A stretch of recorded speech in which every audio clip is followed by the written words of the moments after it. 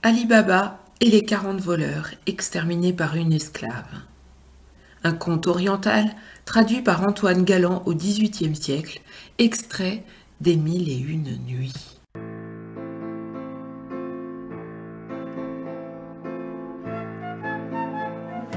Le capitaine des voleurs, satisfait de son voyage et instruit de ce qu'il avait souhaité, retourna à la forêt. Et quand il fut arrivé dans la grotte où sa troupe l'attendait, « Camarade, dit-il, rien en fait ne peut plus nous empêcher de prendre une pleine vengeance du dommage qui nous a été fait. Je connais avec certitude la maison du coupable sur qui elle doit tomber, et dont le chemin j'ai songé au moyen de la lui faire sentir si adroitement que personne ne pourra avoir une connaissance du lieu de notre retraite, non plus que de notre trésor. Car c'est le but que nous devons avoir dans notre entreprise, autrement, au lieu de nous être utile, elle nous sera funeste. Pour parvenir à ce but, continua le capitaine, voici ce que j'ai imaginé. Quand je vous l'aurai exposé, si quelqu'un sait un expédient meilleur, il pourra le communiquer. Alors, il leur expliqua de quelle manière il prétendait s'y comporter. Et comme ils lui eurent tous donné leur approbation, il les chargea en se partageant dans les bourges et dans les villages d'alentour, et même dans les villes d'acheter des mulets jusqu'au nombre de 19 et 38 grands vases de cuir à transporter de ville l'un plein et les autres.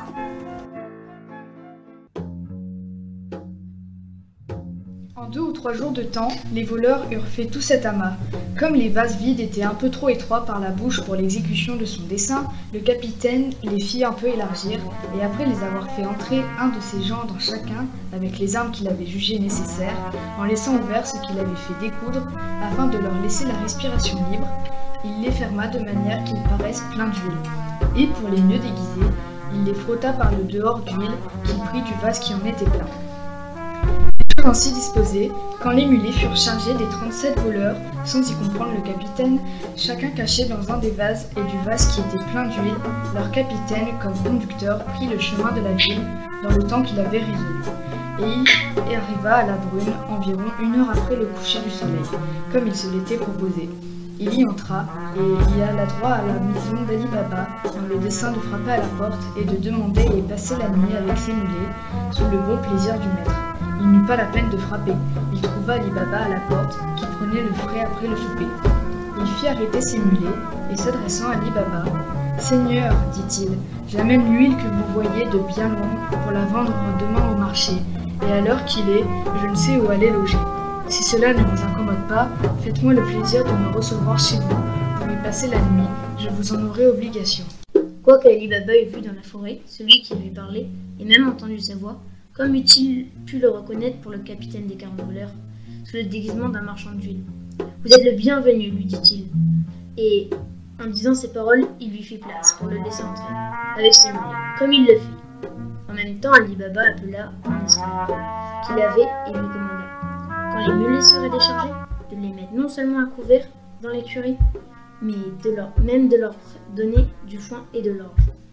Il prit aussi la peine d'entrer dans la cuisine et d'ordonner à Morgiane d'apprêter promptement à souper pour l'hôte qui venait d'arriver et de lui préparer un lit dans une chambre.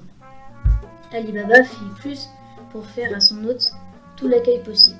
Quand il vit que le capitaine des 40 voleurs avait déchargé ses mulets, que les mulets avaient été montés dans l'écurie, comme il l'avait commandé, et qu'il cherchait une place pour passer la nuit à l'air, il alla le prendre pour le faire entrer dans la salle où il recevait son hôte, en lui disant qu'il ne s'offrirait pas qu'il couchât dans la cour.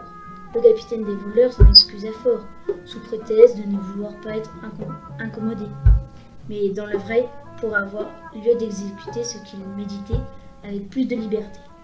Et il ne céda aux honnêtetés d'Ali Baba qu'après de forts intenses. Ce feuilleton radiophonique vous est proposé par les élèves de 5e 2 et 5e 3 du collège Sainte-Anne-Sainte-Famille, heureux lecteurs, et par les élèves de première option musique, géniaux compositeurs.